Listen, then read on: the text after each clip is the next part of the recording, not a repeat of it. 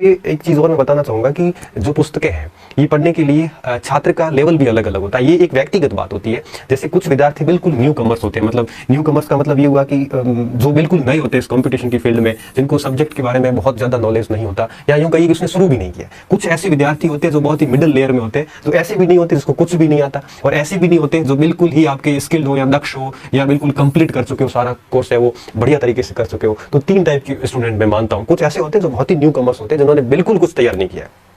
कुछ ऐसे होते हैं जिनका सब कुछ तैयार है, बिल्कुल रेडी एकदम, और बस ये लोग इसलिए पढ़ रहे हैं कि वो अपना ज्ञान और एनरिच करें। ऐसे लोग कहीं लगे हुए होते हैं गवर्नमेंट में, या फिर लगने वाले ही होते हैं, बस अपने नॉलेज को और एनरिच करते हैं ताकि किसी बड़े एग्जाम को पास कर सके या अपने ज्ञान को और साउंड कर सके। कुछ ऐसे विद्यार्थी होते हैं, कुछ ऐसे होते हैं जिन्होंने अभी स्टार्ट ही नहीं किया, बिल्कुल शुरू करने वाले हैं, और कुछ ऐसे होते हैं जो न दक्ष होते हैं और न नए होते हैं, बीच के होते हैं। और मेरा ऐसा मानना है कि मैक्सिमम स्टूडेंट जो है वो इस श्रेणी में आते हैं, जो ना न्यू कमर्स है ना ओल्ड है, ये बीच के हैं। ओल्ड का मतलब यहाँ पे कंप्लीट कोर्स किया होगा, ये बीच के जो संख्या है इनकी तादाद बहुत ज्यादा है। मैं तीनों के बारे में अलग अलग बताता हूँ। सबसे पहले आता हूँ न्यू, जो बहुत ही नए स्टूडेंट है, जिन्होंने अभी तक चीजें शुरू नहीं की। सबसे पहले उसको क्या करना है, उनको हर विषय की एक एक पुस्तक लानी, उससे ज्यादा नहीं। और बेहतर यही होता है कि आप माध्यमिक शिक्षा बोर्ड या एनसीईआरटी से स्टार्ट करोगे तो ज्यादा फर्क पड़ेगा। क्यों? क्योंकि वहां पे आसान चीजें समझाई जाती है। तो इसलिए लोग एनसीईआरटी सजेस्ट करते हैं कि 6ठी से 12वीं तक की एनसीईआरटी अगर अपन करते हैं तो हमारा इतिहास, भूगोल, पॉलिटी, इकोनॉमिक्स, ये बेसिक सारा अच्छा हो जाता है। इसके बाद अपन अगर ऑथेंटिक बुक देखेंगे तो वो अपने को अच्छी तरीके से समझ में आ जाती है। तो ऐसे सामान्य चीजों से स्टार्ट करना चाहिए उसको। फिर करना क्या चाहिए, एक साथ मैक्सिमम एक साथ एक या दो विषय लेने चाहिए, क्योंकि नए स्टूडेंट होते हैं तो उसके लिए एक विषय पर्याप्त है। और मान के चलिए कि अगर 1-2 साल कोई आपके आसपास एग्जाम नहीं है तो एक विषय पढ़िए, और आपको लगता है कि 6-7-8 महीने बाद एग्जाम है या एक विषय में आप बोर हो रहे हैं तो कोई 2 विषय एक साथ पढ़िए, और 2 विषय के लिए कोई 2 किताबें लाइए। ज्यादा नहीं लानी, कितनी पुस्तकें लानी है, 2 पुस्तकें लानी है। और जितनी ज्यादा किताबें लाओगे उतना आप भ्रमित होंगे, उतना आप अपना परफॉर्मेंस बिगाड़ते जाओगे। फिर क्या करना है, फिर उस किताब के साथ क्या करना है, जैसे ही वो किताब आप लाए, उस किताब में सबसे पहले आपने पहला अध्याय निकाला। उस पहले अध्याय को निकालने के बाद आपको क्या करना है, उस अध्याय को बढ़िया तरीके से एक बार पढ़ लेना। जैसे आप अखबार पढ़ते हो ना, कोई भी खबर पढ़ते हो, उस तरह से पेंसिल लेके बैठो, पूरे के पूरे टॉपिक को अच्छी तरीके से पढ़ लो। उसके बाद में अगर आपको लगता है कि अच्छा, उसके बाद में भी एक चीज और होती है, अगर आप न्यू है लेकिन उस विषय की आपकी समझ अच्छी है, आपने 3-4 साल पढ़ा है चाहे स्कूली शिक्षा वगैरह में, तो अगर आपकी पकड़ अच्छी है या आप बिल्कुल नया विषय पढ़ रहे हैं तो पूरी किताब एक साथ पढ़ लो। ये जैसे 20 टॉपिक है, 20 टॉपिक पढ़ के उसके बाद दोबारा उसका रिवीजन करो।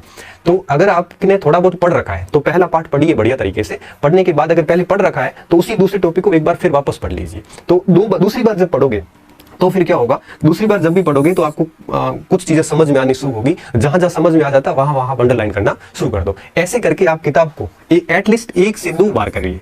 उसके बाद में जब तीसरी बार पुस्तक पढ़ोगे तो आपको बहुत सारी चीजें समझ में आनी शुरू होगी, और तीसरी बार जब पढ़ोगे तब आप किताब के मार्जिन पर साइड में लिखना भी स्टार्ट कर लो। और जब यही पुस्तक चौथी बार निकलेगी तो निश्चित रूप से आपको उस किताब के अंश याद हो जाएंगे, और यहाँ पे चौथे चरण में आप नोट्स बना सकते हैं। यहाँ पे टाइम लगता है इन चीजों को, लेकिन चीजें इतनी पक्की तरीके से काम करती है कि उसके बाद फिर दिक्कत नहीं आती है। तो ये काम किया जा सकता है न्यू कमर्स के लिए। आपको ये चीजें करनी है, एक किताब को कम से कम आपको 4 से 5 बार पढ़ना है, और कंटिन्यू फिर उसका आपको रिवीजन करते जाना है। ठीक है। फिर ये स्टूडेंट, ये इन स्टूडेंट्स को क्या करना है, इनको कम से कम 2 विषय तो एक साथ रखने ही रखने हैं, और उन 2 विषयों को क्या करना है, उन 2 विषयों को बढ़िया तरीके से तैयार करते रहना है। और आप यूं कहिए कि कम से कम आप हर टॉपिक को एक साथ ही 1-2 बार पढ़ लो, और 2-2, 3-3 बार पढ़ने के बाद आगे बढ़ोगे तो फिर आपका जल्दी हो जाएगा। आपका 2 बार मैं इसलिए कह रहा हूं कि आपकी स्थिति इनके जैसी नहीं है। आप पूरी किताब पढ़ो, उससे बजाय आप हर टॉपिक को 2-2 बार कंटिन्यू पढ़ते जाओ और फिर आगे बढ़ो, और फिर तीसरी बार फिर पूरी बुक ही एक साथ पढ़ लो, और चौथी बार उसमें फिर आप सॉर्ट आउट नोट्स कर सकते हैं। और इन लोगों को तो फिर क्या करना, किताब को खाली पढ़ना ही है। और ये जब लोग किताब पढ़ेंगे तो निश्चित रूप से कुछ फैक्ट नए आएंगे, उस फैक्ट को वो देख लेंगे, क्योंकि उनकी इमारत तो तैयार है। इसकी इमारत के ऊपर केवल कोई नया तथ्य मिलेगा तो वो अपने आप ही उनके सेट हो जाएगा। इनको कुछ भी नहीं करना है, इनको केवल नई किताब लानी है और उसमें देखना है कौन सी बात नई मिली है, वो अपने नोट्स में या अपनी पाठ्य सामग्री में या अपने दिमाग में ऐसे बिठा देंगे तो उनको ज्यादा नुकसान नहीं है। मेन समस्या यहां पे आती है। तो आपको क्या करना है, सबसे पहली चीज क्या करनी है, किताब की सामान्य रीडिंग करनी है। सामान्य रीडिंग का मतलब एक प्रकार से पूरा उसके ऊपर से अध्ययन करना है। रीडिंग करने के बाद में उन चीजों की स्टडी करनी है। स्टडी का मतलब होता है थोड़ा सा समझना टॉपिक को। जैसे मैं आपको एनसीईआरटी की क्लास से कंटिन्यू पढ़ा रहा हूँ, आप देखना उसमें कि मैंने जब भी कोई टॉपिक लिया है तो उस टॉपिक को, उस जो हेडिंग है उस हेडिंग को मैं आपको समझा रहा हूँ। मैं रीडिंग नहीं करवा रहा हूँ, मैं समझा रहा हूँ, सीधी स्टडी करवा रहा हूँ। रीडिंग स्टडी के बाद में फिर क्या होता है, फिर आप इसके ऊपर थिंकिंग, मनन कर सकते हो, चीजों को सोच सकते हो। जैसे मान लो कालीबंगा पढ़ा आपने, कालीबंगा एक बार आप ऊपर से देख लिया, दूसरी बार फिर वापस पढ़ा, तब आपने उसके नीचे अंडरलाइन कर ली, स्टडी कर ली। तीसरी बार जब पढ़ो तब उसके ऊपर सोचो, बुक बंद करके काली बंगा के दिमाग में पूरा रिमाइंड करो कि कब खोज हुई, कैसे खोज की गई, किसने की थी, इसके अंदर कौन कौन से प्रमाण मिले, इसकी क्या क्या विशेषताएं हैं, ये सारी चीजें आप दिमाग से सोचिए।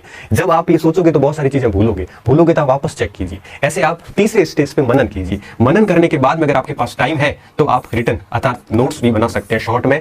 नोट्स हमेशा शॉर्ट में होते हैं। शॉर्ट में ऐसे नोट्स बना दो कि उस पुस्तक को वापस ना देखना पड़े। जैसे काली बंगा में आपको लगा कि 30-40 पॉइंट है वो मैन है, वो सारे के सारे नोट कर दो ताकि वो किताब वापस ना पढ़नी पड़े। नोट्स का ये फायदा होता है कि जब आप दूसरी कोई नई किताब लाओगे तो उसमें से आपको जो नई बातें बनेगी वो आप उस नोट्स में ऐड कर दोगे, तो फिर तीसरी कभी किताब और लाओगे तो फिर उसमें नोट्स को और ऐड करोगे, तो नोट्स बहुत बढ़िया तरीके से तैयार होते जाएंगे और अपना ज्ञान भी एनरिच होता जाता है। कई स्टूडेंट क्या करते हैं, स्टार्टिंग में नोट्स बनाना स्टार्ट करते हैं। ये सबसे गलत तरीका है। क्यों? क्योंकि स्टार्टिंग में हम एक पुस्तक को जितनी बार पढ़ेंगे उतनी बार हमें नई चीजें मिलती जाएगी। तो फिर आप पहले गो थ्रू में सीधा ही नोट्स बनाओगे तो दूसरी बार पढ़ोगे, दूसरी बार फिर नई चीज आएगी, फिर कहोगे यार ये नोट्स पूरा नहीं है। तीसरी बार पढ़ोगे फिर नई चीज आएगी, फिर कहोगे कि यार नोट्स में फिर भी अधूरापन रह गया। इससे बेहतर ये होता है कि कम से कम 2 से 3 बार पढ़िए, रीडिंग कीजिए, उसकी स्टडी कीजिए, फिर उसके ऊपर सोचिए टॉपिक के ऊपर, और सोचने के बाद में फिर उसके नोट्स बनाइए। रीडिंग में टाइम लगता है, स्टडी में काफी टाइम लगता है। जैसे मान लो एक किताब आपने 20 दिन में पूरी पढ़ ली, तो 20 दिन पढ़ने के बाद कम से कम आपको वापस 20 से 30 दिन लगते हैं स्टडी करने में। फिर सोचने में आपको 5-7 दिन भी नहीं लगेंगे। क्यों? क्योंकि जो चीजें आपने अच्छी तरीके से अध्ययन कर लिया। जैसे मैं एक एग्जांपल देता हूँ। जैसे आपको मैं कहूँ कि आप मेरे बारे में कोई किताब लिखी हुई है, मैं आपको दे देता हूँ, आप उस किताब को पढ़ के मेरे बारे में जानिए। तो आप उस किताब को पूरा पढ़ोगे, मेरे बारे में जो लिखी हुई है उसको पढ़ने के बाद आप मेरे बारे में इतना नहीं जान पाओगे जितना आप वापस मेरे बारे में स्टडी करोगे और मेरे बारे में सोचोगे कि ये है, वहां से है, ये करते हैं, वो करते हैं, तब आप विजुअल करोगे, तब चीजें अच्छे से याद होगी।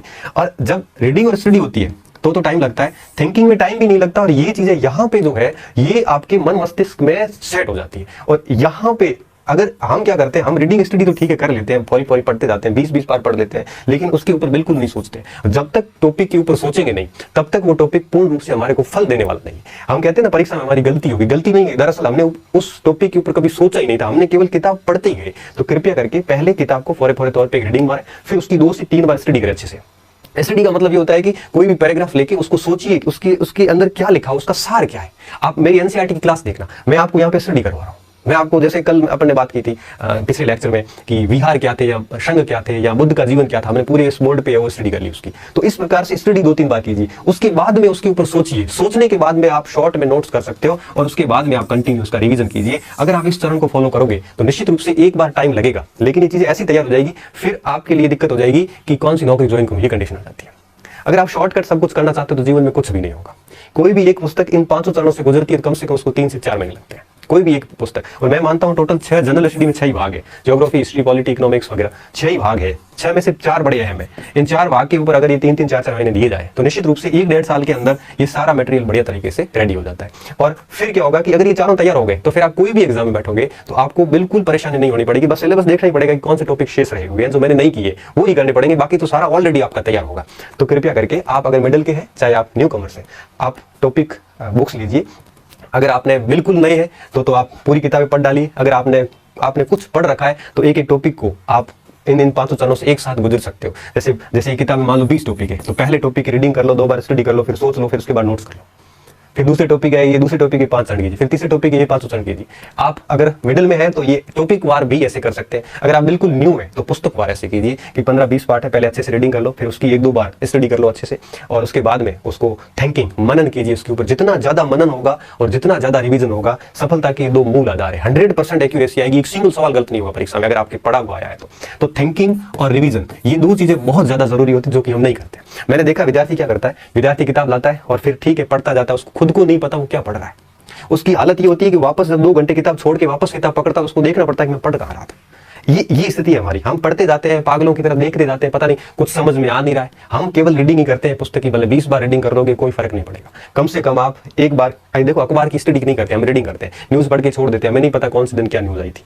तो कम से कम किताब की जब रीडिंग हो जाती है तो एक परिचय हो जाता है। जब स्टडी करते हैं तब उसके बारे में हमें बहुत सारी चीजें गहराई से जानने को मिलती है, और जब हम उसके ऊपर सोचते हैं तो वो सारी चीजें हमारे मन मस्तिष्क में सेट हो जाती है, और उसके बाद में वो पॉइंट हम नोट कर लेते हैं। तो चौथे 5वें चरण में जाके नोट्स बनते हैं। स्टार्टिंग में ना बनाया, नोट्स नहीं बनाते तो भी चलता है, लेकिन नोट्स इसलिए जरूरी होते हैं कि फिर आगे जब दूसरी किताब लाओगे तो पहली किताब छूट जाएगी, और पहली किताब छूटेगी तो फिर उसका थोड़ा सा लॉस ये रहेगा कि बहुत सारी चीज़ें भी मन मस्तिष्क है ये स्मृतियों की क्षमता, चीज़ों की क्षमता अधिकता के कारण स्मृतियाँ हैं वो धीरे धीरे विलुप्त हो जाती है, विलुप्त क्या कह सकते हैं, विलोपित हो जाती है, तो थोड़ी दिक्कत होती है। तो ये चरण किया जा सकता है, इससे बढ़िया तरीके से काम होगा। तो आज का ये जो विषय था, उम्मीद कर रहा हूँ कि आपके लिए निश्चित रूप से ये फायदेमंद सिद्ध होगा। अंत में निष्कर्षतः कह देता हूँ, कोई भी किताब लाओ उसको कम से कम एक बार उसकी रीडिंग मारो, उसके बाद उसको एक दो बार वापस पूरी स्टडी करो अच्छे से। आप टॉपिक वार भी ऐसा कर सकते हो। आप जैसे भूगोल अक्षांश देशांतर रेखाएं पढ़ रहे हैं, उसकी आप पहले रीडिंग कर ली बढ़िया कि है क्या ये, उसके बाद में एक दो बार उसको उसी दिन समझ लिया, स्टडी बढ़िया तरीके से समझ ली, और उसके बाद में उसके बारे में सोच के नोट्स बना दिए। तो एक दिन में एक टॉपिक तैयार कर लेते हैं तो 20-25 दिन में किताब तैयार हो जाती है। तो इस प्रकार से भी किया जा सकता है। तो रीडिंग कीजिए। कई विद्यार्थी ऐसे होते हैं जो रीडिंग नहीं करते, सीधी स्टडी करते हैं। कोई बात नहीं, अगर आपका लेवल ठीक है, पहले विषय से परिचित है, तो आप सीधी स्टडी भी कर सकते हैं। अगर आप बिल्कुल नए हैं तो थोड़ा रीडिंग का ठीक रहता है, क्योंकि आप सीधी स्टडी करोगे तो दिक्कत हो जाती है, क्योंकि एक ही पैराग्राफ में ऐसे फंस जाओगे कि वापस आगे बोर हो जाओगे, किताब छोड़नी पड़ जाती है कई बार। तो रीडिंग कीजिए अच्छे से, फिर उसकी कम से कम 2 बार स्टडी कीजिए। तो 3 बार हो गया, फिर चौथी बार मनन करोगे, चौथी बार सिलेबस हो जाएगा। 5वीं बार जब उस किताब के बारे में नोट्स बनाओगे तो वो किताब 5वीं बार हो जाएगी। फिर 5-7 बार रिवीजन कर लोगे तो किताब 10 से 12 बार हो जाती है। तो फिर उसमें कोई गलती की गुंजाइश नहीं रहती है। तो इस प्रकार से पढ़ना। यहाँ पे किताब से तात्पर्य गाइड से नहीं है, ऑथेंटिक लेखकों से है। तो इस प्रकार से किया जा सकता है। और अंत में चलते चलते बता दूं कि ये कैसे करना है। इसका अगर आपको प्रैक्टिकली डेमो देखना है तो आप मेरी कोई भी एनसीईआरटी की क्लास देख लेना। उसमें मैंने 7-8 लेक्चर लिए हैं टोटल। एनसीईआरटी छठी क्लास में 12 ही पार्ट है, जिसमें करीबन 15 या 17 वीडियो बनेंगे। उस 15-17 वीडियो किसी स्टूडेंट ने नोट्स के रूप में लिखा है। तो आप देखना कि मुश्किल से 20 या 30 पेज होंगे। वही किताब जो 150 पेज की, उसको 20-30 पेज में मैंने नोट्स के रूप में लिखवा दिया। अब आप देखना कि वही 20 और 30 पेज मैं 100% दावे के साथ कह सकता हूँ कि उस टॉपिक से कोई सवाल आ गया तो उस 20-30 पेज से कभी बाहर नहीं जा सकता। और एनसीईआरटी जितना लिखा उससे 3 गुना ज्यादा मैंने उसमें लिखवाया। तो कहने का मतलब ये हुआ कि 20-30 पेज में हमने छठी की एनसीईआरटी समेट ली। अब वापस कभी वो एनसीईआरटी नहीं देखनी पड़ेगी। और ऐसे करते करते मैं 12वीं तक पूरी एनसीईआरटी जब करवाऊंगा तो मुश्किल से एक रजिस्टर 1.5 रजिस्टर भरा जाएगा। उस पूरे 1.5 रजिस्टर में 12वीं तक की सारी एनसीईआरटी आ जाती है और उसको फिर पता नहीं कितनी बार पढ़ा जाएगा। तो फिर वहां से कभी गलती की गुंजाइश नहीं रहती। तो वो आप प्रैक्टिकली डेमो देख सकते हो कि किस तरह से रीडिंग, स्टडी और मनन किया जा सकता है, नोट्स किस तरह से किए जा सकते हैं। ये चारों चीजें मैंने उस सारे पिछले लेक्चर्स में फॉलो की है। तो आप इसको फॉलो कर सकते हैं। बहुत बहुत धन्यवाद स्टूडेंट। मस्त रहिए, अच्छे रहिए और पढ़ते रहिए। और आपको जो कुछ पढ़ाई में बहुत सारी दिक्कत आती है तो आप मैसेज बॉक्स में डालते रहिए। जब भी जैसे टाइम मिलेगा वैसे वैसे मैं आपकी उन समस्याओं का समाधान करने का पूरा प्रयास जो है वो करूंगा। धन्यवाद।